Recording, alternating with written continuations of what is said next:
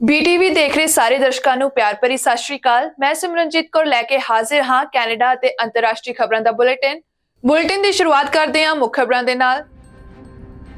Ukraine ਦੇ ਰਾਸ਼ਟਰਪਤੀ ਬੀਤੇ ਦਿਨ ਪਹੁੰਚੇ ਕੈਨੇਡਾ। ਪ੍ਰਧਾਨ ਮੰਤਰੀ ਨੇ $650 ਮਿਲੀਅਨ ਦੀ ਸਹਾਇਤਾ ਦਾ ਕੀਤਾ ਵਾਅਦਾ। ਕੈਨੇਡਾ ਅਤੇ ਭਾਰਤ ਵਿਚਕਾਰ ਵੱਧ ਰਹੇ ਤਣਾਅ ਕਰਕੇ ਨਿਵੇਸ਼ ਲਈ ਵੱਧ ਸਕਦੀਆਂ ਹਨ ਮੁਸ਼ਕਿਲਾਂ। ਕਾਰੋਬਾਰੀ ਆਗੂਆਂ ਨੇ ਜਤਾਈ ਚਿੰਤਾ। ਵਾਈਟ ਹਾਊਸ ਨੇ ਕੈਨੇਡਾ ਅਮਰੀਕਾ ਦੇ ਸੰਬੰਧ ਖਰਾਬ ਹੋਣ ਵਾਲੀ ਰਿਪੋਰਟ ਨੂੰ ਕੀਤਾ ਰੱਦ। ਭਾਰਤ ਨਾਲ ਤਣਾਅ ਵਧਣ ਤੋਂ ਬਾਅਦ ਆਈਆਂ ਸੀ ਕੁਝ ਖਬਰਾਂ। ਓਕਲਾਹੋਮਾ ਦੇ ਜੱਜ ਨੂੰ ਟੈਕਸਸ ਦੀ ਰਾਜਧਾਨੀ 'ਚ ਕੀਤਾ ਗਿਆ ਗ੍ਰਿਫਤਾਰ। ਪਾਰਕਿੰਗ 'ਚ ਕੀਤਾ ਓਪਨ ਫਾਇਰ ਤੇ ਕਾਰਾਂ ਨੂੰ ਟੱਕਰ ਮਾਰਨ ਦੇ ਲੱਗੇ ਦੋਸ਼। ਹੁਣ ਖਬਰਾਂ ਵਿਸਥਾਰ ਨਾਲ। ਬੀਤੇ ਦਿਨ ਸੰਸਦ ਦੇ ਸੰਯੁਕਤ ਸੈਸ਼ਨ ਨੂੰ ਸੰਬੋਧਨ ਕਰਦਿਆਂ ਯੂਕਰੇਨ ਦੇ ਰਾਸ਼ਟਰਪਤੀ ਵਲੋਦੀਮੀਰ ਜ਼ੈਲੈਂਸਕੀ ਨੇ ਆਪਣੇ ਦੇਸ਼ ਲਈ ਲਗਾਤਾਰ ਸਮਰਥਨ ਲਈ ਕੈਨੇਡਾ ਦਾ ਵਾਰ-ਵਾਰ ਧੰਨਵਾਦ ਕੀਤਾ। ਜ਼ੈਲੈਂਸਕੀ ਦਾ ਭਾਸ਼ਣ ਉਸ ਦੀ ਕੈਨੇਡਾ ਫੇਰੀ ਦਾ ਸਭ ਤੋਂ ਵੱਡਾ ਪ੍ਰੋਗਰਾਮ ਸੀ ਅਤੇ ਉਸਨੇ ਇਸ ਮੌਕੇ ਦੀ ਵਰਤੋਂ ਕਰਕੇ ਆਪਣਾ ਪੱਖ ਪੇਸ਼ ਕੀਤਾ ਕਿ ਵਫਾਦਾਰੀ ਦੀ ਕਿਉਂ ਲੋੜ ਹੈ। ਜ਼ੈਲੈਂਸਕੀ ਨੇ ਸੰਬੋਧਨ ਕਰਦਿਆਂ ਕਿਹਾ ਕਿ ਕੈਨੇਡਾ ਦੀ ਸਹਾਇਤਾ ਨੇ ਹੁਣ ਤੱਕ ਹਜ਼ਾਰਾਂ ਜਾਨਾਂ ਬਚਾਈਆਂ ਹਨ ਅਤੇ ਵਲਾਦੀਮੀਰ ਪੁਤਿਨ ਨੂੰ ਯੁੱਧ ਦੇ ਹਥਿਆਰ ਵਜੋਂ ਊਰਜਾ ਦੀ ਵਰਤੋਂ ਕਰਨ ਦੀ ਸਮਰੱਥਾ ਤੋਂ ਛੁਟਕਾਰਾ ਪਾਉਣ ਵਿੱਚ ਮਦਦ ਕਰ ਰਿਹਾ ਹੈ। ਉਸਨੇ ਕਿਹਾ ਕਿ ਇਹ ਰੂਸੀ ਹਮਲਾਵਰ ਸਾਡੀ ਜਿੱਤ ਦੇ ਨਾਲ ਖਤਮ ਹੋਣਾ ਚਾਹੀਦਾ ਹੈ। ਜ਼ੈਲੈਂਸਕੀ ਨੇ ਪਿਛਲੇ 19 ਮਹੀਨਿਆਂ ਵਿੱਚ ਸੜਕਾਂ ਤੇ ਦੇਖੇ ਗਏ ਭਿਆਨਕ ਰੂਪਾਂ ਦੀ ਇੱਕ ਭਿਆਨਕ ਤਸਵੀਰ ਆਪਣੇ ਸ਼ਬਦਾਂ ਰਾਹੀਂ ਪੇਸ਼ ਕਰਨ ਤੋਂ ਬਾਅਦ ਹਾਊਸ ਆਫ ਕਾਮਨਸ ਵਿੱਚ ਇਹ ਬਿਆਨ ਦਿੱਤਾ। ਆਪਣੀ ਸ਼ੁਰੂਆਤੀ ਟਿੱਪਣੀ ਵਿੱਚ ਟਰੂਡੋ ਨੇ ਐਲਾਨ ਕੀਤਾ ਕਿ ਕੈਨੇਡਾ $650 ਮਿਲੀਅਨ ਬਹੁਤ ਸਾਲਾ ਵਚਨਬੱਧਤਾ ਜੋ ਯੂਕਰੇਨ ਨੂੰ ਭਵਿੱਖਬਾਣੀ ਯੋਗ ਸਥਿਰ ਸਹਾਇਤਾ ਪ੍ਰਦਾਨ ਕਰਦਾ ਹੈ ਉਹ ਕਰੇਗਾ, ਜਿਸ ਵਿੱਚ ਲੰਡਨ ਓਨਟਾਰੀਓ ਵਿੱਚ ਬਣਾਏ ਜਾਣ ਵਾਲੇ ਹੋਰ ਬਖਤਰਬੰਦ ਵਾਹਨਾਂ ਨੂੰ ਭੇਜਣਾ ਸ਼ਾਮਲ ਹੋਵੇਗਾ। ਕੈਨੇਡਾ ਵੱਲੋਂ ਜਲਦ ਹੀ ਰੂਸ ਵਿਰੁੱਧ ਨਵੀਆਂ ਪਾਬੰਦੀਆਂ ਲਗਾਉਣ ਦੀ ਵੀ ਉਮੀਦ ਹੈ। ਯੂਕਰੇਨ ਦੇ ਫਰਸਟ ਲੇਡੀ ਓਲੇਨਾ ਜ਼ੈਲੈਂਸਕਾ ਦੇ ਨਾਲ ਜ਼ੈਲੈਂਸਕੀ ਦੇ ਸੰਬੋਧਨ ਤੋਂ ਪਹਿਲਾਂ ਅਤੇ ਬਾਅਦ ਵਿੱਚ ਇਹ ਜੋੜਾ ਪ੍ਰਧਾਨ ਮੰਤਰੀ ਜਸਟਿਨ ਟਰੂਡੋ ਅਤੇ ਕੈਬਨਿਟ ਦੇ ਮੈਂਬਰਾਂ ਦੇ ਨਾਲ ਆਪਣੇ ਮੁੱਦੇ ਅੱਗੇ ਰੱਖ ਰਿਹਾ ਸੀ। ਉਸਨੇ ਇਹ ਵੀ ਘੋਸ਼ਣਾ ਕੀਤੀ ਕਿ ਸਰਕਾਰ ਪਾਇਲਟਾਂ ਅਤੇ ਰੱਖ-ਰਖਾਅ ਲਈ F-16 ਟ੍ਰੇਨਰ ਭੇਜੇਗੀ। ਇਸ ਲਈ ਯੂਕਰੇਨੀਅਨ ਦਾਨ ਕੀਤੇ ਲੜਾਕੂ ਜਹਾਜ਼ਾਂ ਦੀ ਵੱਧ ਤੋਂ ਵੱਧ ਵਰਤੋਂ ਕਰਨ ਦੇ ਯੋਗ ਹਨ। ਜਾਣਕਾਰੀ ਮੁਤਾਬਕ ਇਹ ਫੇਰੀ ਰੂਸੀ ਰਾਸ਼ਟਰਪਤੀ ਵਲਾਦੀਮੀਰ ਪੁਤਿਨ ਦੇ ਫਰਵਰੀ 2022 ਦੇ ਯੂਕਰੇਨ ਦੇ ਹਮਲੇ ਤੋਂ ਬਾਅਦ ਜ਼ੈਲੈਂਸਕੀ ਦੀ ਪਹਿਲੀ ਫੇਰੀ ਹੈ ਜੋ ਕਿ ਸਖਤ ਸੁਰੱਖਿਆ ਹੇਠ ਆਯੋਜਿਤ ਕੀਤੀ ਗਈ ਅਤੇ ਵਾਸ਼ਿੰਗਟਨ ਡੀਸੀ ਵਿੱਚ ਵਾਈਟ ਹਾਊਸ ਅਤੇ ਨਿਊਯਾਰਕ ਸਿਟੀ ਵਿੱਚ ਸੰਯੁਕਤ ਰਾਸ਼ਟਰ ਮਹਾਸਭਾ ਵਿਖੇ ਰੁਕਣ ਤੋਂ ਬਾਅਦ ਜ਼ੈਲੈਂਸਕੀ ਕੈਨੇਡਾ ਆਏ ਸੀ।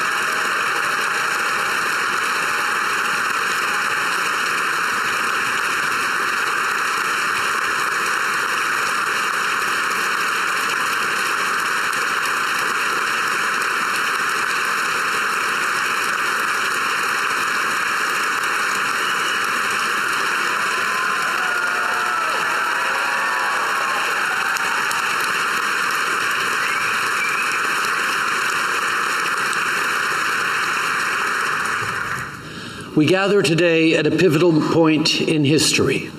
This is a time of incredible uncertainty. Attacks upon the rules-based international order threaten to upend the peace and prosperity that have been the bedrock of Canada's success.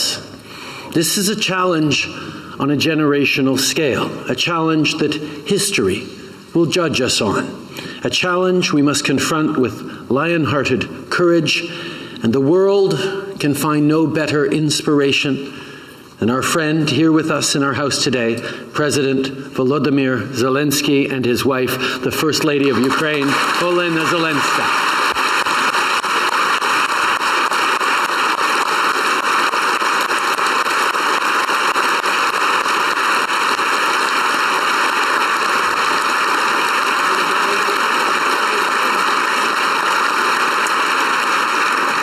One year, 6 months, and 29 days ago, Vladimir Putin launched a full-scale invasion of Ukraine, unleashing a campaign of violence and brutality that has left countless dead and forced millions to flee. But for 1 year, 6 months, and 29 days, the people of Ukraine have defended their homes, their language, and their freedom to choose their own future. They have fought back with a courage that has inspired the world, and they have been led by President Zelensky, a great champion of democracy. Monsieur le Président Zelensky. President Zelensky, in March of last year, you addressed our parliament virtually. In June of this year, I addressed your parliament in Kyiv, the Verkhovna Rada, where I was touched to see so many Canadian flags in the chamber. Today, you are able to be here in person to speak about the fight for your democracy and your freedom. And you do it to remind us that in your country, Russia continues its assault and Ukrainians are sacrificing their lives. Monsieur le Président Zelensky. President Zelensky, we speak regularly. We've spoken about what is happening at the Zaporizhzhia nuclear power station and the environmental destruction caused by Russia's tactics. We've spoken of the human toll, children kidnapped, and people who are being taught to hate. I've seen Putin's destructive evil firsthand during my visits to Ukraine since the war began.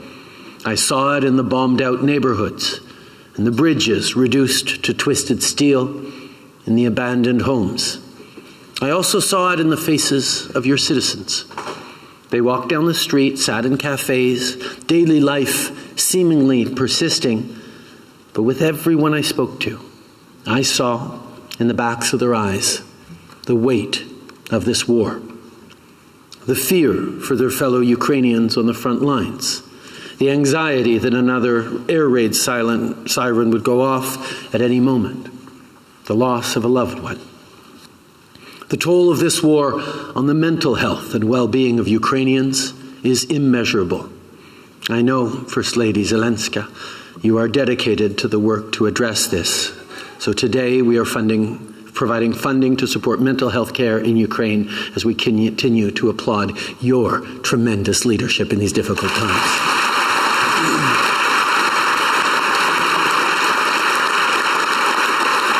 We'll also send F-16 trainers for pilots and for maintenance so Ukrainians are able to maximize their use of donated fighter jets.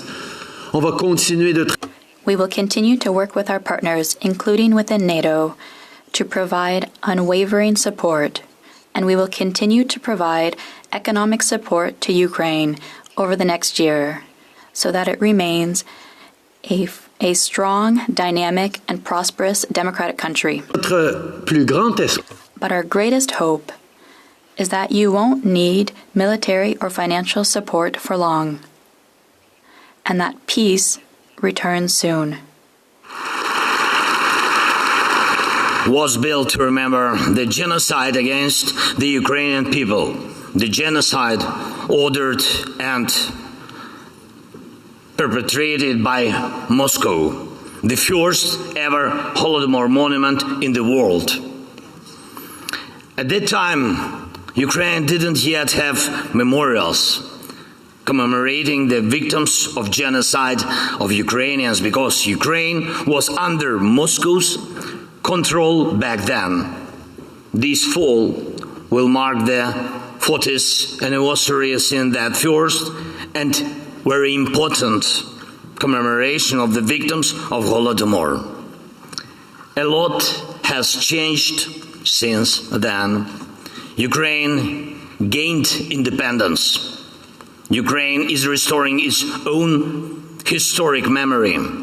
Dozens of other countries, their parliaments, their governments have already recognized Holodomor as the genocide of the Ukrainian people. And this year alone, there have been 11 of such recognitions.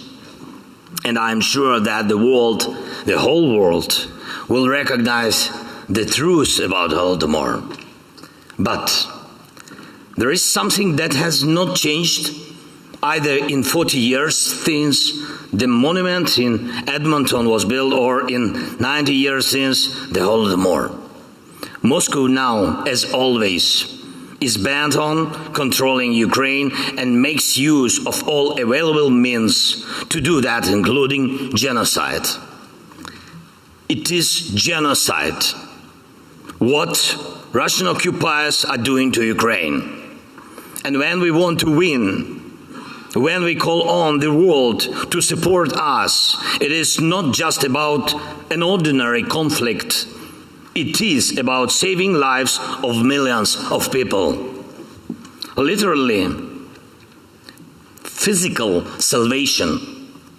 Ordinary women and men, children, our families, whole communities, entire cities. Russia's destruction of Mariupol, of Volnovakha, or Bakhmut, or any other city or village in Ukraine must not go unpunished.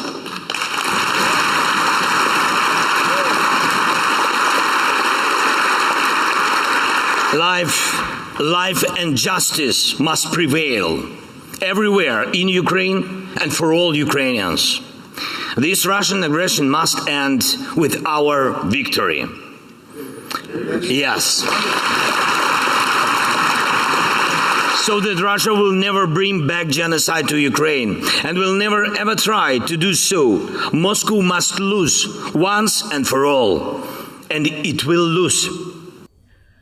ਕਾਰੋਬਾਰੀ ਆਗੂਆਂ ਨੇ ਕਿਹਾ ਹੈ ਕਿ Canada ਅਤੇ ਭਾਰਤ ਦਰਮਿਆਨ ਵਾਧਾ ਤਣਾਅ ਨਾਜ਼ੁਕ ਵਪਾਰ ਅਤੇ ਨਿਵੇਸ਼ ਸੰਬੰਧਾਂ ਨੂੰ ਖਤਰੇ ਵਿੱਚ ਪਾ ਰਿਹਾ ਹੈ, ਜਿਸ ਨੂੰ ਅੱਗੇ ਵਧਾਉਣ ਲਈ ਦੋਵੇਂ ਧਿਰਾਂ ਸਾਲਾਂ ਤੋਂ ਕੰਮ ਕਰ ਰਹੀਆਂ ਹਨ। ਜ਼ਿਕਰਯੋਗ ਹੈ ਕਿ ਪ੍ਰਧਾਨ ਮੰਤਰੀ ਜਸਟਿਨ ਟਰੂਡੋ ਨੇ ਭਾਰਤ ਉੱਤੇ ਉਸ ਦੇਸ਼ ਦੇ ਅਧਿਕਾਰੀਆਂ ਦੁਆਰਾ ਲੋੜੀਂਦੇ ਵਿਅਕਤੀ ਦੀ ਹੱਤਿਆ ਵਿੱਚ ਸ਼ਾਮਲ ਹੋਣ ਦਾ ਦੋਸ਼ ਲਗਾਇਆ। ਹਰਦੀਪ ਸਿੰਘ ਨਿੱਜਰ, ਇੱਕ ਸਿੱਖ ਕਾਰਕੁਨ ਅਤੇ ਕੈਨੇਡੀਅਨ ਨਾਗਰਿਕ ਨੂੰ ਜੂਨ ਵਿੱਚ ਵੈਨਕੂਵਰ ਵਿੱਚ ਇੱਕ ਸਿੱਖ ਗੁਰਦੁਆਰੇ ਦੇ ਬਾਹਰ ਗੋਲੀ ਮਾਰ ਦਿੱਤੀ ਗਈ ਸੀ, ਜਿਸ ਕਰਕੇ ਅਗਲੇ ਦਿਨਾਂ ਵਿੱਚ ਸਥਿਤੀ ਵਿਗੜ ਗਈ। ਦੋਵੇਂ ਧਿਰਾਂ ਇੱਕ ਦੂਜੇ ਦੇ ਪ੍ਰਤੀਨਿਧੀਆਂ ਨੂੰ ਕੱਢ ਕੇ ਕੂਟਨੀਤਿਕ ਟਿਟ ਫੋਰ ਟੈਟ ਵਿੱਚ ਸ਼ਾਮਲ ਹੋ ਗਈਆਂ।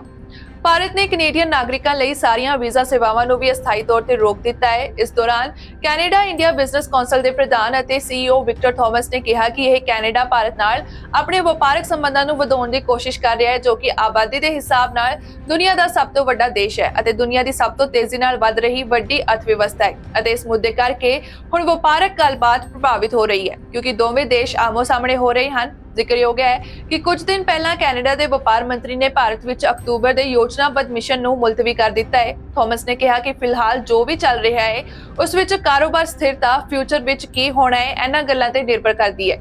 ਥਾਮਸ ਨੇ ਕਿਹਾ ਕਿ ਇਸ ਸਭ ਦੇ ਵਿਚਕਾਰ ਅਸੀਂ ਇਹ ਦੇਖਣ ਦੀ ਕੋਸ਼ਿਸ਼ ਕਰ ਰਹੇ ਹਾਂ ਕਿ ਚੀਜ਼ਾਂ ਕਿੱਥੋਂ ਉਤਰਦੀਆਂ ਹਨ ਅਤੇ ਪਰ ਤੁਸੀਂ ਜਾਣਦੇ ਹੋ ਕਿ ਅਸਲ ਵਿੱਚ ਭਵਿੱਖ ਵਿੱਚ ਚੀਜ਼ਾਂ ਕਿਵੇਂ ਨੈਗੇਟਿਵ ਹੋ ਸਕਦੀਆਂ ਹਨ। ਕੁਝ ਹਫ਼ਤੇ ਪਹਿਲਾਂ ਥਾਮਸ ਨੇ ਕਿਹਾ ਸੀ ਕਿ ਕੈਨੇਡੀਅਨ ਕਾਰੋਬਾਰੀ ਆਗੂਆਂ ਨੂੰ ਬਹੁਤ ਉਮੀਦਾਂ ਹਨ ਕਿ ਓਟਵਾ ਅਤੇ ਭਾਰਤ ਇੱਕ ਅਰਲੀ ਪ੍ਰੋਗਰੈਸ ਟ੍ਰੇਡ ਐਗਰੀਮੈਂਟ ਤੇ ਦਸਤਖਤ ਕਰ ਸਕਦੇ ਹਨ, ਜਿਸ ਨੂੰ ਵਿਆਪਕ ਤੌਰ ਤੇ ਵਿਆਪਕ ਆਰਥਿਕ ਭਾਈਵਾਲੀ ਸਮਝੌਤੇ ਦੇ ਰਸਤੇ ਵਿੱਚ ਇੱਕ ਮਹੱਤਵਪੂਰਨ ਕਦਮ ਵਜੋਂ ਦੇਖਿਆ ਜਾਂਦਾ ਹੈ। ਰਿਪੋਰਟ ਮੁਤਾਬਕ ਖਾਸ ਉਦਯੋਗਾਂ ਨੂੰ ਕਵਰ ਕਰਨ ਵਾਲੇ ਸੌਦੇ ਲਈ ਗੱਲਬਾਤ 2010 ਵਿੱਚ ਸ਼ੁਰੂ ਹੋਈ ਸੀ, ਜਿਸ ਵਿੱਚ 5 ਸਾਲਾਂ ਲਈ ਅੜਿੱਕਾ ਪਾ ਦਿੱਤਾ ਗਿਆ ਸੀ ਅਤੇ ਅੰਤ ਵਿੱਚ 2022 ਵਿੱਚ ਮੁੜ ਸ਼ੁਰੂ ਹੋਈਆਂ ਸੀ। ਪਰ ਕੈਨੇਡਾ ਨੇ ਇਸ ਮਹੀਨੇ ਦੇ ਸ਼ੁਰੂ ਵਿੱਚ ਇੱਕ ਵਾਰੀ ਫੇਰ ਪ੍ਰਕਿਰਿਆ ਨੂੰ ਰੋਕ ਦਿੱਤਾ ਹੈ। ਇਹ ਖਬਰ ਵਪਾਰਕ ਭਾਈਚਾਰੇ ਤੋਂ ਹੈਰਾਨੀ ਅਤੇ ਚਿੰਤਾ ਨਾਲ ਮਿਲੀ। ਸਸਕੈਚੁਅਨ ਪ੍ਰੀਮੀਅਰ ਸਕੌਟ ਮੋਦੀ ਸਰਕਾਰ ਨੇ ਉਸ ਸਮੇਂ ਕਿਹਾ ਸੀ ਕਿ ਸੂਬਿਆਂ ਨੂੰ ਹਨੇਰੇ ਵਿੱਚ ਰੱਖਿਆ ਜਾ ਰਿਹਾ ਹੈ। ਸਸਕੈਚੁਅਨ ਭਾਰਤ ਅਤੇ ਕੈਨੇਡੀਅਨ ਨਿਰਯਾਤ ਦਾ ਇੱਕ ਵੱਡਾ ਹਿੱਸਾ ਹੈ। ਸਟੈਟਿਸਟਿਕਸ ਕੈਨੇਡਾ ਦੇ ਅਨੁਸਾਰ ਕੈਨੇਡਾ ਨੇ 2022 ਵਿੱਚ ਭਾਰਤ ਨੂੰ $5.3 ਬਿਲੀਅਨ ਦੀਆਂ ਵਸਤਾਂ ਭੇਜੀਆਂ, ਜਾਂ ਵਿਸ਼ਵ ਨਿਰਯਾਤ ਦਾ 0.7% ਹਿੱਸਾ ਭੇਜਿਆ ਸੀ ਅਤੇ ਇਸ ਦੇ ਨਾਲ ਹੀ ਭਾਰਤ ਤੋਂ $8.3 ਬਿਲੀਅਨ ਦੀ ਦਰਾਮਦ ਹੋਈ, ਜੋ ਕੁੱਲ ਵਿਸ਼ਵ ਦਰਾਮਦਾਂ ਦਾ ਲਗਭਗ 1.1% ਹਿੱਸਾ ਹੈ।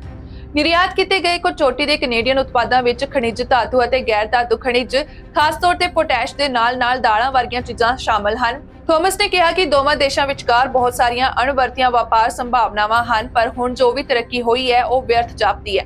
ਥਾਮਸ ਨੇ ਜਾਣਕਾਰੀ ਦਿੱਤੀ ਕਿ ਉਹ ਇਸ ਹਫ਼ਤੇ ਇੱਕ ਵਫਦ ਨਾਲ ਭਾਰਤ ਵਿੱਚ ਮੌਜੂਦ ਸੀ, ਜਿਸ ਸਮੇਂ ਟਰੂਡੋ ਦੇ ਦੋਸ਼ਾਂ ਦੀ ਖਬਰ ਸਾਹਮਣੇ ਆਈ ਸੀ। ਉਹਨਾਂ ਨੇ ਦੱਸਿਆ ਕਿ ਜਿਸ ਤੋਂ ਬਾਅਦ ਗੱਲਬਾਤ ਰੱਦ ਕਰ ਦਿੱਤੀ ਗਈ ਹੈ।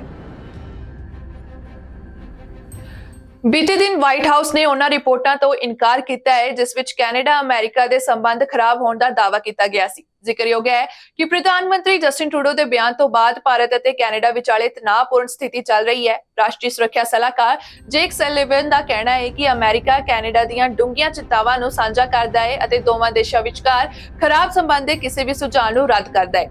ਭਾਰਤ ਨੂੰ ਇੱਕ ਆਰਥਿਕ ਅਤੇ ਭੂ ਰਾਜਨੀਤਿਕ ਸਹਿਯੋਗੀ ਵਜੋਂ ਲੁਭਾਉਣ ਦੀਆਂ ਹਾਲੀਆ ਅਮਰੀਕੀ ਕੋਸ਼ਿਸ਼ਾਂ ਨੇ ਇਹਨਾਂ ਅਟਕਲਾਂ ਨੂੰ ਤੇਜ਼ ਕੀਤਾ ਹੈ। ਇੱਕ ਕੈਨੇਡੀਅਨ ਅਧਿਕਾਰੀ ਨੇ ਐਸੋਸੀਏਟਿਡ ਪ੍ਰੈਸ ਨੂੰ ਦੱਸਿਆ ਕਿ ਭਾਰਤ ਦੀ ਸ਼ਮੂਲੀਅਤ ਦਾ ਦੋਸ਼ ਕੈਨੇਡਾ ਵਿੱਚ ਭਾਰਤੀ ਡਿਪਲੋਮੈਟਾਂ ਦੀ ਨਿਗਰਾਨੀ ਤੇ ਆਧਾਰਿਤ ਹੈ, ਜਿਸ ਵਿੱਚ ਇੱਕ ਪ੍ਰਮੁੱਖ ਸਹਿਯੋਗੀ ਦੁਆਰਾ ਮੁਹੱਈਆ ਕਰਵਾਈ ਗਈ ਖੁਫੀਆ ਜਾਣਕਾਰੀ ਵੀ ਸ਼ਾਮਲ ਹੈ। ਅਧਿਕਾਰੀ ਨੇ ਕਿਹਾ ਕਿ ਸੰਚਾਰ ਵਿੱਚ ਭਾਰਤੀ ਅਧਿਕਾਰੀ ਅਤੇ ਕੈਨੇਡਾ ਵਿੱਚ ਭਾਰਤੀ ਡਿਪਲੋਮੈਟ ਸ਼ਾਮਲ ਸਨ ਅਤੇ ਇਹ ਖੁਫੀਆ ਜਾਣਕਾਰੀ ਫਾਈਵ ਆਈਜ਼ ਖੁਫੀਆ ਸ਼ੇਅਰਿੰਗ ਗੱਠਜੋੜ ਦੇ ਇੱਕ ਮੈਂਬਰ ਦੁਆਰਾ ਪ੍ਰਦਾਨ ਕੀਤੀ ਗਈ ਸੀ। ਫਾਈਵ ਆਈਜ਼ ਦੀ ਟੀਮ 'ਚ ਅਮਰੀਕਾ, ਬ੍ਰਿਟੇਨ, ਆਸਟ੍ਰੇਲੀਆ ਅਤੇ ਨਿਊਜ਼ੀਲੈਂਡ ਤੋਂ ਇਲਾਵਾ ਕੈਨੇਡਾ ਸ਼ਾਮਲ ਹੈ। ਰਿਪੋਰਟ ਮੁਤਾਬਕ ਅਧਿਕਾਰੀ ਨੇ ਇਹ ਨਹੀਂ ਦੱਸਿਆ ਕਿ ਕਿਸ ਸਹਿਯੋਗੀ ਨੇ ਖੁਫੀਆ ਜਾਣਕਾਰੀ ਦਿੱਤੀ ਸੀ ਜਾਂ ਸੰਚਾਰ ਦਾ ਕੋਈ ਵੇਰਵਾ ਦਿੱਤਾ ਸੀ ਜਾਂ ਉਹ ਕਿਵੇਂ ਪ੍ਰਾਪਤ ਕੀਤੇ ਗਏ ਸਨ। ਅਧਿਕਾਰੀ ਨੇ ਨਾਮ ਗੁਪਤ ਰੱਖਣ ਦੀ ਸ਼ਰਤ ਤੇ ਗੱਲ ਕੀਤੀ ਕਿਉਂਕਿ ਉਹਨਾਂ ਨੂੰ ਇਸ ਮਾਮਲੇ ਤੇ ਜਨਤਕ ਤੌਰ ਤੇ ਚਰਚਾ ਕਰਨ ਦਾ ਅਧਿਕਾਰ ਨਹੀਂ ਸੀ। ਸਲੀਵਨ ਨੇ ਕਿਹਾ ਕਿ ਅਸੀਂ ਕੈਨੇਡਾ ਨਾਲ ਨੇੜਿਓਂ ਸਲਾਹ ਮਸ਼ਵਰਾ ਕਰ ਰਹੇ ਹਾਂ। ਅਸੀਂ ਉਹਨਾਂ ਯਤਨਾਂ ਦਾ ਸਮਰਥਨ ਕਰਦੇ ਹਾਂ ਜੋ ਉਹ ਇਸ ਜਾਂਚ ਵਿੱਚ ਕਰ ਰਹੇ ਹਨ ਅਤੇ ਅਸੀਂ ਭਾਰਤ ਸਰਕਾਰ ਨਾਲ ਵੀ ਸੰਪਰਕ ਵਿੱਚ ਹਾਂ। ਉਸਨੇ ਕਿਹਾ ਕਿ ਮੈਂ ਇਸ ਵਿਚਾਰ ਨੂੰ ਦ੍ਰਿੜਤਾ ਨਾਲ ਰੱਦ ਕਰਦਾ ਹਾਂ ਕਿ ਅਮਰੀਕਾ ਅਤੇ ਕੈਨੇਡਾ ਵਿਚਕਾਰ ਕਿਸੇ ਵੀ ਤਰ੍ਹਾਂ ਦਾ ਕੋਈ ਵੀ ਤਣਾਅ ਚੱਲ ਰਿਹਾ ਹੈ। ਸਾਨੂੰ ਜੋ ਦੋਸ਼ ਲਾਏ ਗਏ ਹਨ ਉਹਨਾਂ ਬਾਰੇ ਡੂੰਘੀਆਂ ਚਿੰਤਾਵਾਂ ਹਨ ਅਤੇ ਇਸ ਜਾਂਚ ਨੂੰ ਅੱਗੇ ਵਧਾਉਣਾ ਅਤੇ ਦੋਸ਼ੀਆਂ ਨੂੰ ਜਵਾਬਦੇਹ ਕਰਨਾ ਚਾਹੁੰਦੇ ਹਾਂ।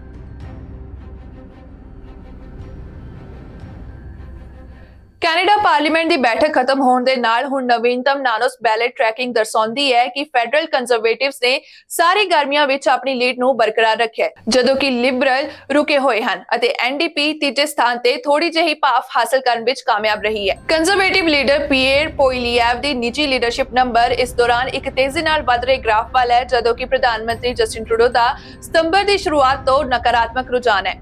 ਮੁੱਖ ਡੇਟਾ ਵਿਗਿਆਨੀ ਨਿਕ ਨਾਨੋਸ ਅਤੇ ਨਾਨੋਸ ਰਿਸਰਚ ਦੇ ਸੰਸਥਾਪਕ ਨੇ ਕਿਹਾ ਕਿ ਕੰਜ਼ਰਵੇਟਿਵ ਸਪਸ਼ਟ ਤੌਰ ਤੇ ਇਸ ਸਮੇਂ ਬਾਕੀ ਪਾਰਟੀਆਂ ਤੋਂ ਉੱਪਰ ਚੱਲ ਰਹੀ ਹੈ। ਨਾਨੋਸ ਨੇ ਕਿਹਾ ਕਿ ਕੰਜ਼ਰਵੇਟਿਵ 6 ਪੁਆਇੰਟਸ ਨਾਲ ਉੱਪਰ ਹਨ। ਪ੍ਰਧਾਨ ਮੰਤਰੀ ਦੇ ਟਰੈਕਿੰਗ ਤੇ ਪੀਏਰ ਪੋਇਲੀਐਵ 6 ਅੰਕਾਂ ਨਾਲ ਅੱਗੇ ਹਨ ਅਤੇ ਲਿਬਰਲ ਵਾਪਸ ਆਪਣੇ ਪੈਰਾਂ ਤੇ ਪਹੁੰਚ ਗਿਆ ਹੈ। ਕਹਿਣ ਦਾ ਭਾਵ ਲਿਬਰਲ ਪਾਰਟੀ ਅੰਕਾਂ ਦੇ ਆਧਾਰ ਤੇ ਵਾਪਸ ਹੇਠਾਂ ਆ ਗਈ ਹੈ।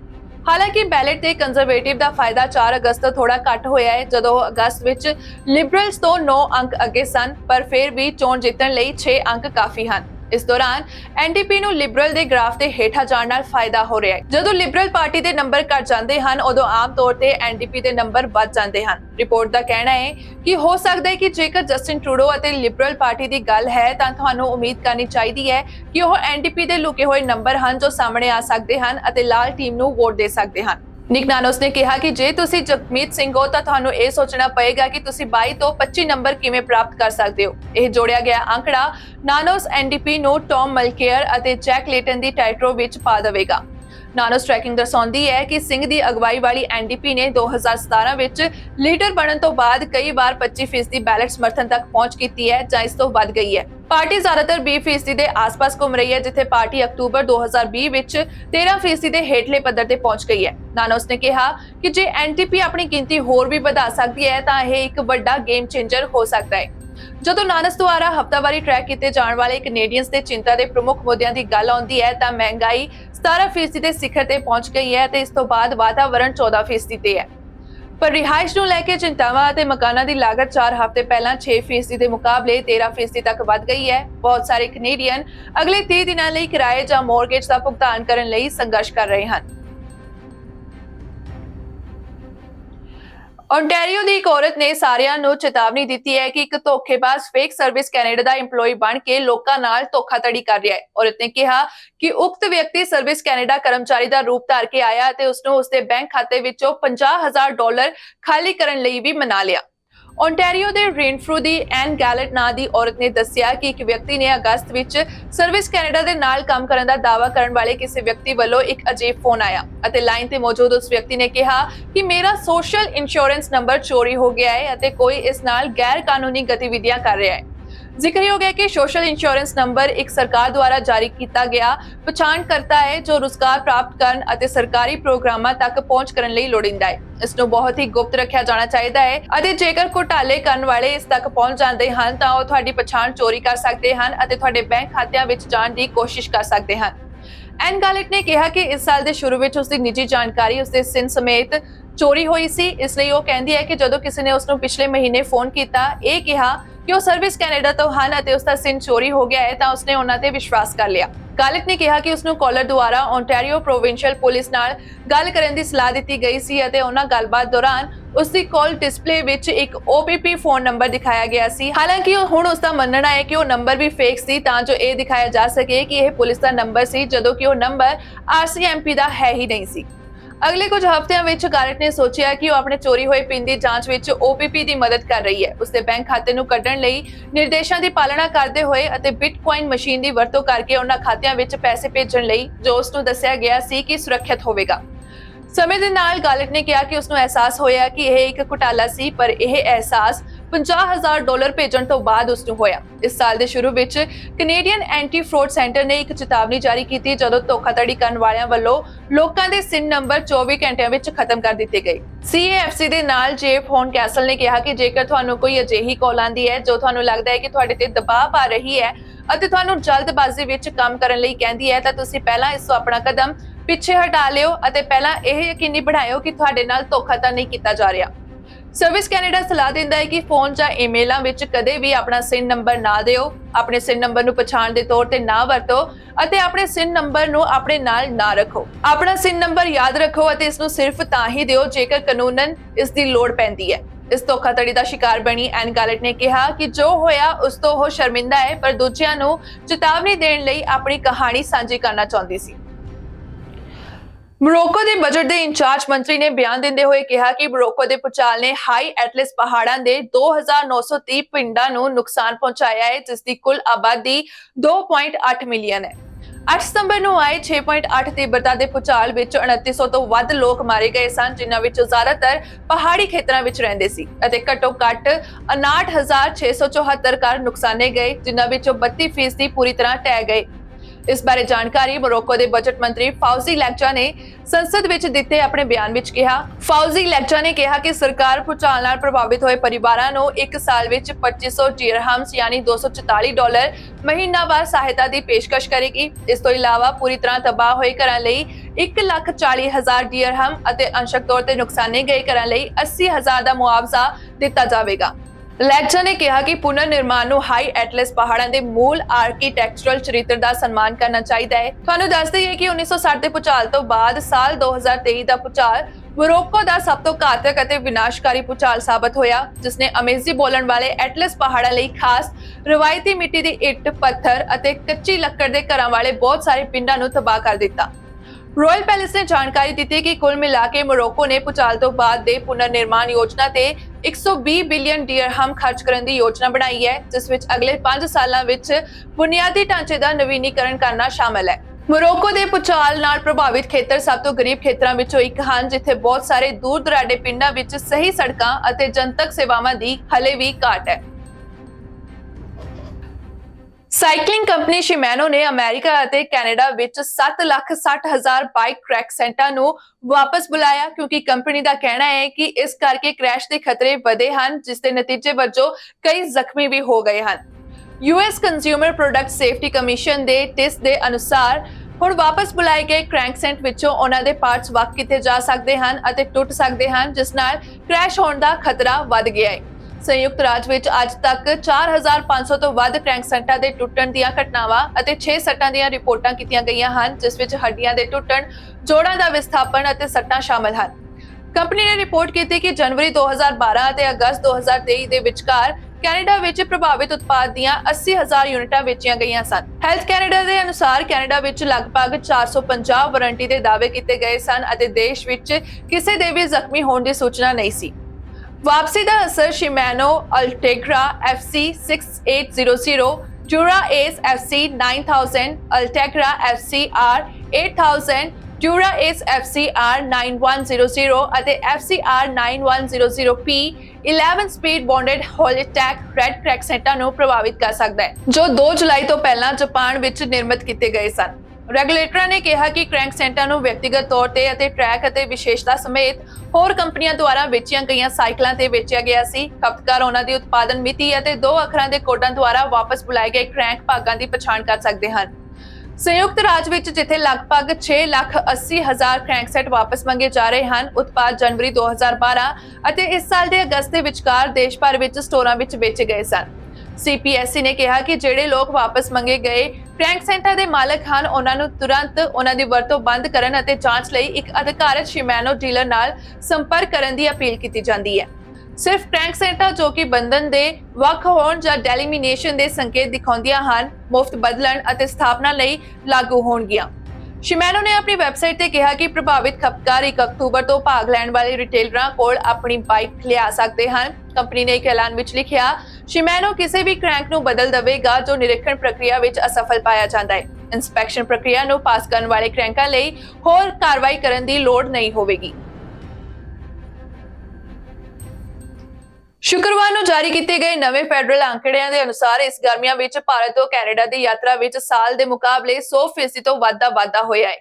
ਇਹ ਵਾਧਾ ਉਦੋਂ ਹੋਇਆ ਜਦੋਂ ਦੁਨੀਆ ਭਰ ਦੇ ਦੇਸ਼ ਕੋਵਿਡ-19 ਸੰਬੰਧਿਤ ਯਾਤਰਾ ਪਾਬੰਦੀਆਂ ਨੂੰ ਸੌਖਾ ਬਣਾਉਣਾ ਜਾਰੀ ਰੱਖ ਰਹੇ ਸੀ ਅਤੇ ਉਹਨਾਂ ਲੋਕਾਂ ਦੀ ਗਿਣਤੀ ਬਾਰੇ ਨਵੇਂ ਸਵਾਲ ਖੜੇ ਕਰ ਰਹੇ ਹਨ ਜੋ ਆਪਣੀ ਯਾਤਰਾ ਯੋਜਨਾਵਾਂ ਨੂੰ ਖਤਰੇ ਵਿੱਚ ਦੇਖ ਸਕਦੇ ਹਨ। ਜਦੋਂ ਇੱਕ ਕੂਟਨੀਤਿਕ ਕਤਾਰ ਵਿੱਚ ਭਾਰਤ ਨੇ ਇਸ ਹਫ਼ਤੇ ਕੈਨੇਡਾ ਵਿੱਚ ਵੀਜ਼ਾ ਕੇਂਦਰਾਂ ਨੂੰ ਬੰਦ ਕਰਨ ਦਾ ਐਲਾਨ ਕੀਤਾ ਹੈ।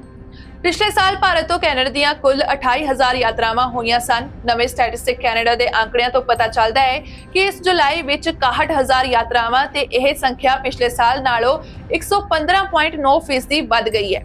ਹਾਲਾਂਕਿ ਜੂਨ ਤੋਂ ਯਾਤਰਾਵਾਂ ਦੀ ਗਿਣਤੀ ਘਟ ਗਈ ਜਿਸ ਨਾਲ ਭਾਰਤ ਤੋਂ ਕੈਨੇਡਾ ਤੱਕ 64,000 ਯਾਤਰਾਵਾਂ ਹੋਈਆਂ। ਟਰੈਵਲ ਦੀ ਗਿਣਤੀ ਵਿੱਚ ਵਾਧਾ ਦਰਸਾਉਂਦਾ ਹੈ ਕਿ BC ਵਿੱਚ ਸਿੱਖ ਆਗੂ ਦੀ ਹੱਤਿਆ ਨੂੰ ਲੈ ਕੇ ਭਾਰਤ ਅਤੇ ਕੈਨੇਡਾ ਦਰਮਿਆਨ ਕੂਟਨੀਤਿਕ ਤਣਾਅ ਵਧਣ ਕਾਰਨ ਟਰੈਵਲ ਸਟੇਟਸ ਖਤਰੇ ਵਿੱਚ ਹੈ। ਜ਼ਿਕਰਯੋਗ ਹੈ ਕਿ ਭਾਰਤ ਨੇ ਕੈਨੇਡਾ ਵਿੱਚ ਵੀਜ਼ਾ ਸੇਵਾਵਾਂ ਨੂੰ ਰੋਕ ਦਿੱਤਾ ਹੈ। ਇਹ ਖਬਰ ਸਭ ਤੋਂ ਪਹਿਲਾਂ BLS Indian visa application centre ਦੀ ਵੈਬਸਾਈਟ ਤੇ ਨੋਟਿਸ ਦੇ ਰੂਪ ਵਿੱਚ ਸਾਂਝੀ ਕੀਤੀ ਗਈ ਸੀ। BLS ਉਹ ਏਜੰਸੀ ਹੈ ਜੋ ਭਾਰਤ ਲਈ ਵੀਜ਼ਾ ਬੇਨਤੀਆਂ ਦੀ ਪ੍ਰਕਿਰਿਆ ਕਰਦੀ ਹੈ। ਭਾਰਤੀ ਮਿਸ਼ਨ ਤੋਂ ਮਹੱਤਵਪੂਰਨ ਨੋਟਿਸ ਜਿਸ ਵਿੱਚ ਕਿਹਾ ਗਿਆ ਹੈ ਕਿ ਸੰਚਾਲਨ ਕਾਰਨਾਂ ਕਰਕੇ 21 ਸਤੰਬਰ ਤੋਂ ਭਾਰਤੀ ਵੀਜ਼ਾ ਸੇਵਾਵਾਂ ਨੂੰ ਅਗਲੇ ਨੋਟਿਸ ਤੱਕ ਮੁਅੱਤਲ ਕਰ ਦਿੱਤਾ ਗਿਆ ਹੈ। BLS ਕੈਨੇਡੀਅਨਸ ਲਈ ਵਿਜ਼ਟਰ ਵੀਜ਼ਾ ਅਤੇ ਓਵਰਸੀਜ਼ ਸਿਟੀਜ਼ਨ ਆਫ ਇੰਡੀਆ ਕਾਰਡਾਂ ਸਮੇਤ ਕਈ ਤਰ੍ਹਾਂ ਦੇ ਭਾਰਤੀ ਵੀਜ਼ਿਆਂ ਦੀ ਪ੍ਰਕਿਰਿਆ ਕਰਦਾ ਹੈ। ਭਾਰਤੀ ਪਾਸਪੋਰਟ ਤੋਂ ਬਿਨਾਂ ਭਾਰਤ ਦੀ ਯਾਤਰਾ ਕਰਨ ਲਈ ਵਿਜ਼ਟਰ ਵੀਜ਼ਾ ਜ਼ਰੂਰੀ ਹੈ। ਭਾਰਤ ਦਾ ਵਿਦੇਸ਼ ਮੰਤਰਾਲਾ OCI ਕਾਰਡ ਦਾ ਵਰਣਨ ਕਰਦਾ ਹੈ। ਜਿਨ੍ਹਾਂ ਕੋਲ OCI ਕਾਰਡ ਹਨ ਉਹ ਭਾਰਤ ਵਿੱਚ ਯਾਤਰਾ ਕਰਨ ਅਤੇ ਰਹਿਣ ਦੇ ਹਲੇ ਵੀ ਯੋਗ ਹਨ। ਕੁੱਲ ਮਿਲਾ ਕੇ ਕੈਨੇਡਾ ਦੀਆਂ ਅੰਤਰਰਾਸ਼ਟਰੀ ਯਾਤਰਾਵਾਂ ਜੁਲਾਈ 2022 ਵਿੱਚ 6.1 ਮਿਲੀਅਨ ਤੋਂ ਵੱਧ ਕੇ 8.4 ਮਿਲੀਅਨ ਹੋ ਗਈਆਂ ਹਨ ਜਿਸ ਵਿੱਚ ਬਹੁਤ ਸਾਰੇ ਅੰਤਰਰਾਸ਼ਟਰੀ ਸੈਲਾਨੀ ਸੰਯੁਕਤ ਰਾਜ ਤੋਂ ਆਏ ਸਨ। ਜੁਲਾਈ ਵਿੱਚ 3.1 ਮਿਲੀਅਨ ਅਮਰੀਕੀ ਨਿਵਾਸੀ ਕੈਨੇਡਾ ਵਿੱਚ ਦਾਖਲ ਹੋਏ ਅਤੇ 3.7 ਮਿਲੀਅਨ ਕੈਨੇਡੀਅਨ ਨਿਵਾਸੀ ਅਮਰੀਕਾ ਤੋਂ ਵਾਪਸ ਆਏ। ਸਾਲ ਦਰ ਸਾਲ ਫੀਸਦੀ ਦੇ ਹਿਸਾਬ ਨਾਲ ਅੰਤਰਰਾਸ਼ਟਰੀ ਮੰਜ਼ਲ ਤੋਂ ਸਭ ਤੋਂ ਵੱਡੀ ਛਾਲ ਚੀਨ ਨੇ ਮਾਰੀ ਹੈ। ਚੀਨ ਤੋਂ ਆਉਣ ਵਾਲੇ ਸੈਲਾਨੀਆਂ ਦੀ ਗਿਣਤੀ ਜੁਲਾਈ 2022 ਵਿੱਚ 8,000 ਸੀ ਜੋ ਹੁਣ 243.5% ਵੱਧ ਕੇ 2023 ਵਿੱਚ 28,000 ਹੋ ਗਈ ਹੈ। ਟੈਕਸਸ ਦੇ ਆਸਟਿਨ 'ਚ ਇੱਕ ਓਕਲਾਹੋਮਾ ਦੇ ਜੱਜ ਨੂੰ ਉਸ ਵੇਲੇ ਗ੍ਰਿਫਤਾਰ ਕੀਤਾ ਗਿਆ ਜਦੋਂ ਅਧਿਕਾਰੀਆਂ ਨੇ ਦੱਸਿਆ ਕਿ ਗ੍ਰਿਫਤਾਰ ਕੀਤੇ ਗਏ ਜੱਜ ਨੇ ਡਰਾਈਵਿੰਗ ਦੌਰਾਨ ਪਾਰ ਕੀਤੇ ਵਾਹਨਾਂ ਤੇ ਓਪਨ ਫਾਇਰ ਕੀਤਾ ਅਤੇ ਉਹਨਾਂ ਵਿੱਚੋਂ ਘੱਟੋ-ਘੱਟ ਇੱਕ ਨੂੰ ਗੋਲੀ ਲੱਗੀ ਅਤੇ ਜਾਣਬੁੱਝ ਕੇ ਇੱਕ ਔਰਤ ਦੇ ਵਾਹਨ ਨਾਲ ਟੱਕਰ ਮਾਰੀ। ਗਾਰਫੀਲਡ ਕਾਉਂਟੀ ਓਕਲਾਹੋਮਾ ਵਿੱਚ ਇੱਕ ਐਸੋਸੀਏਟ ਡਿਸਟ੍ਰਿਕਟ ਜੱਜ ਬ੍ਰਾਇਨ ਲਵਲ ਨੂੰ 11 ਸਤੰਬਰ ਨੂੰ ਲਾਪਰਵਾਹੀ ਨਾਲ ਡਰਾਈਵਿੰਗ ਕਰਨ ਦੇ ਦੋਸ਼ ਵਿੱਚ ਗ੍ਰਿਫਤਾਰ ਕੀਤਾ ਗਿਆ ਸੀ ਜਿਸ ਨੂੰ ਓਪਨ ਫਾਇਰ ਕਰਨ, ਗੱਡੀਆਂ ਨੂੰ ਟੱਕਰ ਮਾਰਨ ਅਤੇ ਹੋਰ ਦੇਸ਼ਾਂ ਦੇ ਤਹਿਤ ਸੰਗੀਨ ਅਪਰਾਧ ਲਈ ਅਦਾਲਤ ਵਿੱਚ ਪੇਸ਼ ਕੀਤਾ ਗਿਆ ਜਿਸ ਤੋਂ ਬਾਅਦ ਲਵਲ ਨੂੰ $10,000 ਬੌਂਡ ਤੇ ਰਿਹਾ ਕੀਤਾ ਗਿਆ ਸੀ ਅਤੇ ਮਾਨਸਿਕ ਸਿਹਤ ਮੁਲਾਂਕਣ ਕਰਨ ਦਾ ਆਦੇਸ਼ ਦਿੱਤਾ ਗਿਆ। ਆਸਟਿਨ ਪੁਲਿਸ ਦੇ ਹਲਫਨਾਮੇ ਦੇ ਅਨੁਸਾਰ ਅਧਿਕਾਰੀਆਂ ਨੂੰ ਸ਼ਾਮ 4 ਵਜੇ ਤੋਂ ਬਾਅਦ ਬੁਲਾਇਆ ਗਿਆ ਸੀ। 11 ਸਤੰਬਰ ਨੂੰ ਇੱਕ ਗਵਾਹ ਦੁਆਰਾ ਦੱਸਿਆ ਗਿਆ ਸੀ ਕਿ ਇੱਕ ਵਿਅਕਤੀ ਨੇ ਘੱਟੋ-ਘੱਟ ਪਾਰ ਕੀਤੇ ਵਾਹਨਾਂ ਵਿੱਚੋਂ ਇੱਕ ਨੂੰ ਟੱਕਰ ਮਾਰਦੇ ਹੋਏ ਲਗਭਗ 5 ਵਾਰ ਗਲੀ ਵਿੱਚ ਗੱਡੀ ਚਲਾਉਂਦੇ ਹੋਏ ਗੋਲੀਬਾਰੀ ਕੀਤੀ ਸੀ। ਲਗਭਗ 90 ਮਿੰਟ ਬਾਅਦ ਪੁਲਿਸ ਨੇ ਸ਼ੂਟਿੰਗ ਸੀਨ ਤੋਂ 2 ਮੀਲ ਤੋਂ ਘੱਟ ਦੂਰੀ ਤੇ ਇੱਕ ਕ੍ਰੈਸ਼ ਬਾਰੇ ਇੱਕ ਕਾਲ ਦਾ ਜਵਾਬ ਦਿੱਤਾ ਜਿੱਥੇ ਇੱਕ ਔਰਤ ਨੇ ਕਿਹਾ ਕਿ ਇੱਕ ਆਦਮੀ ਨੇ ਜਾਣਬੁੱਝ ਕੇ 2 ਵਾਰ ਉਸਦੇ ਵਾਹਨ ਦੇ ਪਿਛਲੇ ਹਿੱਸੇ ਵਿੱਚ ਟੱਕਰ ਮਾਰੀ। ਹਲਫਨਾਮੇ ਦੇ ਅਨੁਸਾਰ ਲਵਲ ਅਤੇ ਉਸਦੀ SUV ਸ਼ੂਟਰ ਦੇ ਵਰਣਨ ਨਾਲ ਮੇਲ ਖਾਂਦੀ ਹੈ। ਲਵਲ ਨੇ ਸਵੀਕਾਰ ਕੀਤਾ ਹੈ ਕਿ ਉਹਨਾਂ ਦੇ ਵਾਹਨ ਟਕਰਾ ਗਏ ਸਨ ਪਰ ਦਸਤਾਵੇਜ਼ ਦੇ ਅਨੁਸਾਰ ਉਸਨੇ ਟੱਕਰ ਜਾਣਬੁੱਝ ਕੇ ਨਹੀਂ ਮਾਰੀ। ਲਵਲ ਨੇ ਪੁਲਿਸ ਨੂੰ ਦੱਸਿਆ ਕਿ ਉਸਦੀ ਗੱਡੀ ਵਿੱਚ 2 ਹੈਂਡਗਨ ਪਾਈਆਂ ਗਈਆਂ ਹਨ ਪਰ ਲਵਲ ਨੇ ਕਿਹਾ ਕਿ ਉਹ ਨਹੀਂ ਜਾਣਦਾ ਸੀ ਕਿ ਉਸਨੇ ਆਪਣੀ ਬੰਦੂਕ ਕਿਉਂ ਚਲਾਈ ਹੋਵੇਗੀ ਅਤੇ ਇਸ ਦੇ ਨਾਲ ਹੀ ਲਵਲ ਨੇ ਗੋਲੀਬਾਰੀ ਦੀ ਘਟਨਾ ਦੇ ਕਿਸੇ ਵੀ ਹਿੱਸੇ ਨੂੰ ਯਾਦ ਕਰਨ ਤੋਂ ਇਨਕਾਰ ਕਰ ਦਿੱਤਾ। ਨਿਊਯਾਰਕ ਦੇ ਔਰੇਂਜ ਕਾਉਂਟੀ ਵਿੱਚ ਇੱਕ ਬੱਸ ਹਾਦਸਾਗ੍ਰਸਤ ਹੋ ਗਈ ਜਿਸ ਵਿੱਚ 2 ਨੌਜਵਾਨ ਮਾਰੇ ਗਏ ਅਤੇ ਕਈ ਵਿਦਿਆਰਥੀ ਜ਼ਖਮੀ ਹੋ ਗਏ। ਗਵਰਨਰ ਕੈਥੀ ਹੋਕਲ ਨੇ ਜਾਣਕਾਰੀ ਦਿੱਤੀ ਕਿ ਔਰੇਂਜ ਕਾਉਂਟੀ ਨਿਊਯਾਰਕ ਵਿੱਚ ਇੰਟਰਸਟੇਟ 84 ਤੇ ਬੱਸ 50 ਫੁੱਟ ਡੂੰਘੀ ਖੱਡ ਵਿੱਚ ਡਿੱਗਣ ਕਾਰਨ 2 ਬਾਲਗ ਮਾਰੇ ਗਏ ਅਤੇ ਕਈ ਵਿਦਿਆਰਥੀ ਜ਼ਖਮੀ ਹੋ ਗਏ। ਨਿਊਯਾਰਕ ਸਟੇਟ ਪੁਲਿਸ ਦੇ ਲੈਫਟੀਨੈਂਟ ਕਰਨਲ ਰਿਚਰਡ ਐਲ ਮਾਰਜ਼ੋਨੀ ਨੇ ਨਿਊਜ਼ ਕਾਨਫਰੰਸ ਦੌਰਾਨ ਦੱਸਿਆ ਕਿ ਇਹ ਬੱਸ ਫਾਰਮਿੰਗਡੇਲ ਹਾਈ ਸਕੂਲ ਦੇ 40 ਵਿਦਿਆਰਥੀਆਂ ਅਤੇ 4 ਨੌਜਵਾਨਾਂ ਨੂੰ ਲੈ ਕੇ ਜਾ ਰਹੀ ਸੀ। ਮਾਰਜ਼ੋਨੀ ਨੇ ਕਿਹਾ ਕਿ 5 ਵਿਦਿਆਰਥੀਆਂ ਨੂੰ ਗੰਭੀਰ ਸੱਟਾਂ ਲੱਗੀਆਂ ਹਨ ਅਤੇ ਕਈ ਹੋਰ ਵੀ ਜ਼ਖਮੀ ਹੋਏ ਹਨ। ਮਿਲੀ ਜਾਣਕਾਰੀ ਅਨੁਸਾਰ ਬੱਸ ਬੈਂਡ ਕੈਂਪ ਲਈ ਇੱਕ 뮤직 ਪ੍ਰੋਗਰਾਮ ਲਈ ਜਾ ਰਹੀ ਸੀ ਜਦੋਂ ਇਹ ਹਾਦਸਾ ਵਾਪਰਿਆ। ਅੱਜ ਦੀਆਂ ਖਬਰਾਂ ਦੇ ਵਿੱਚ ਇੰਨਾ ਹੀ। ਮੁੜ ਤੋਂ ਹਾਜ਼ਰ ਹੋਵਾਂਗੇ ਨਵੀਆਂ ਖਬਰਾਂ ਦੇ ਨਾਲ। ਤੁਸੀਂ ਵੇਖਦੇ ਰਹੋ BTV, B positive, B yourself.